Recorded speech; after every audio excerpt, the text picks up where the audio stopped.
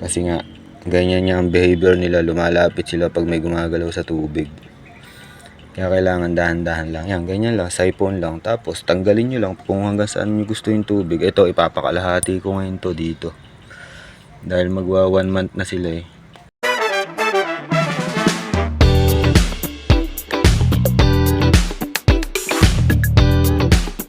Yun o.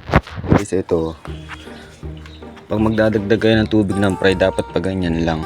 Pa-hose lang din. Pa-siphon lang din. Tapos dito ang bagsak ng tubig. Dapat ganyan lang kasi wag yung bubuhusan nyo ng isang tabong tubig kasi gaganon nyo ng dahan-dahan. Wag ganon. May stress ang mga isda doon. Kailangan ganyan lang, parang flowing lang dahan-dahan sa gilid. Tignan nyo, naglalaro pa nga sila dyan eh. Ayan o. Naglalaro pa yung mga fry dyan. Kasi na-attract sila sa galaw ng tubig eh. Pag may gumagalaw sa surface ng tubig, na-attract sila dun.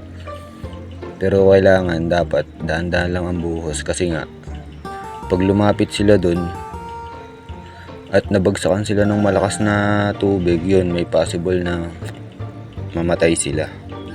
Kasi nga, ganyan niya ang behavior nila, lumalapit sila pag may gumagalaw sa tubig. Kaya kailangan dahan-dahan lang. Yan, ganyan lang, siphon lang. Tapos tanggalin nyo lang kung hanggang saan nyo gusto yung tubig. Ito, ipapakalahati ko ngayon to dito. Dahil magwa 1 month na sila eh.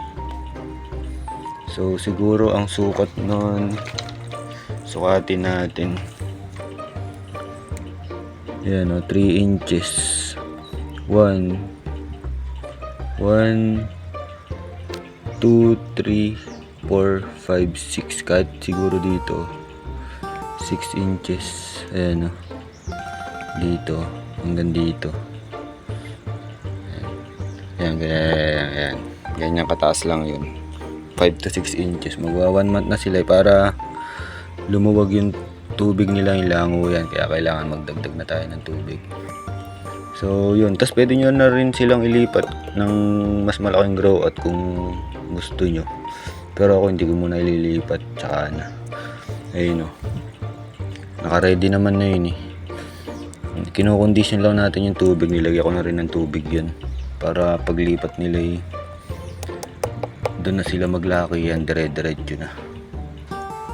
So yan, ganyan. Sa mga baguhan, ganyan lang dapat kayo magdagdag ng tubig. Sa mga fry nyo. Diba? Ayun o. Nakikita na yung mga fry ko. Visible na sila. Magwa 1 month na kayo sila eh. Tapos 3 weeks pa lang sila ngayon. Ayan o, Feb 13 sila eh. Bali next week ang nabandate ngayon. March 8 pa lang. Bali next week pa ang ano nila, 1 month nila. Ayan o, pero kitang kita na sila. So yun, sana may matira ulit sa kanila. Yung mga fry ko no, marami nung nakaraan yung nandito. 4 lang din ang nabuhay ko. Nandun, nilipat ko na doon. 4. Tapos yung unang batch ko, 4 lang din. Bakit kaya hanggang 4 lang? Kaya yun, linis ko na agad to. Yung tubig kasi water quality daw ako nagkakamali. Yan. Tapos after ko magsalin hanggang dito sa kalahati, mga 5 to 6 inches dito yun eh. Papakain na ako. So yun, hintayin ko na lang to. Hanggang dito na lang muna. Quick beads lang to. Fish.